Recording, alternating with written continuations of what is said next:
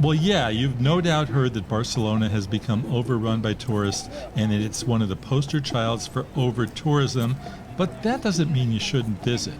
Barcelona got this way because it's one of the most beautiful cities in the world. It's a must for any bucket list. You can still bring your camera and get amazing photos and have a great time just by following a few simple rules. Go out early and late and look for the side streets. Yes, you want to see the Sagrada Familia and all the other amazing Gaudi experiences, but also make sure to wander. So has tourism ruined Barcelona for photography? Well, take a look and see what I found with my camera, and then let's see what you think. Now, tips you need to know. Before you want to start photographing the inside of some of these Gaudi masterpieces, you need to buy your tickets before you get here because odds are they will be sold out. Meanwhile, the ticket only gets you inside. There's an upcharge to take a tour to the top, self-guided, where I highly recommend it because you're going to get a great view of the city.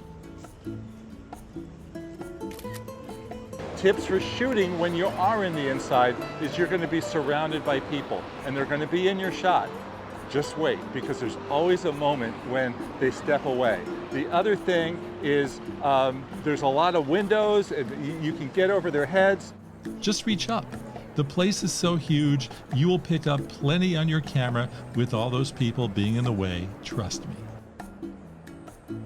Meanwhile, two more tips. A great feature on smartphones is the ability to make widescreen panoramas from side to side, but you can also do what's called the tall pano, from going from the bottom all the way up to the top. Give it a try. Remember that the phone doesn't always get the exposure perfect inside a place like the Sagrada. The computer is trying to expose for the entire room, and thus the beautiful glass looks too light. Change the exposure by adjusting the sundial on the screen. Your exposure sundial, you put your finger on the screen, it comes right up, and then yank it all the way down as dark as possible, and those stained glass windows will look a lot better. For outside, you can't get a great shot of the Sagrada right in front because you're just too close. Try stepping back to the park across the street to get the entire place in your shot.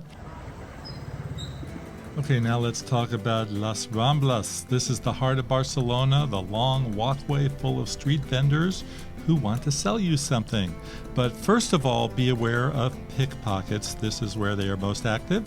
Come early before the crowds and know that locals wouldn't be caught dead here. Just like New Yorkers, steer clear of Times Square. It is tourist central. Get your walk done early and then head to the side streets. There are many of them.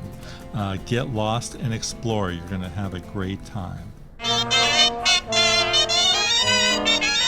Now let's talk about the big cathedral. Make sure that you're in town on a Sunday because this is when local Catalonians gather in the square around noon and engage in traditional folk dancing with a live Catalonian orchestra.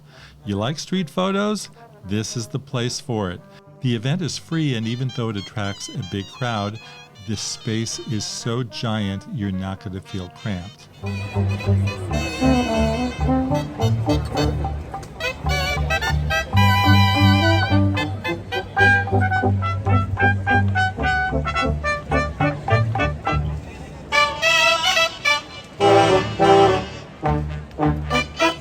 Okay, the big market, the Boqueria, it's billed as one of the great markets of Europe, which it may be, but it's also indoor and more packed than any other market I've ever been to, even early in the day.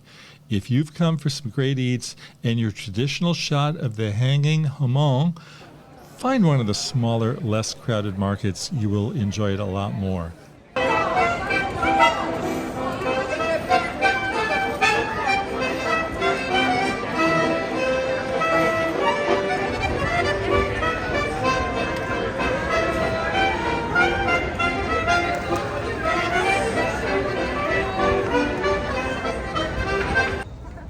Finally, two more Barcelona greatest hits, and both come from the mad mind of Gaudi.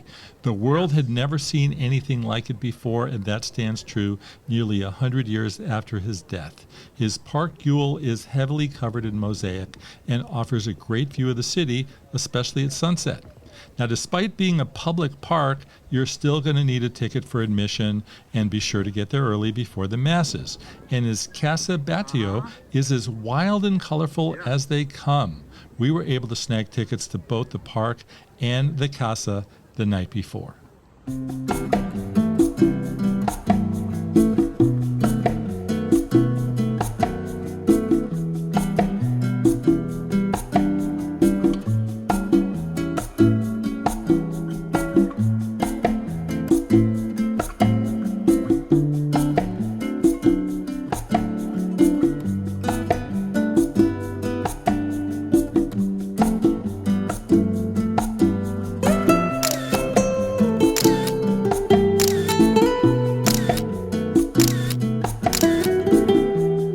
Talk about time-lapse videos, right? Barcelona, at least when we visited, attracted some really great crowds and clouds, and those clouds make a really great time-lapse come alive. You'll need a tripod and a phone mount to fit in your phone, as you can't shoot a time-lapse without it. You can't hold the phone handheld. I usually shoot for about an hour or two, so trust me, it's not going to happen. For these videos, I use the Relapse app, which I prefer over the native iPhone time-lapse app, which is totally automatic.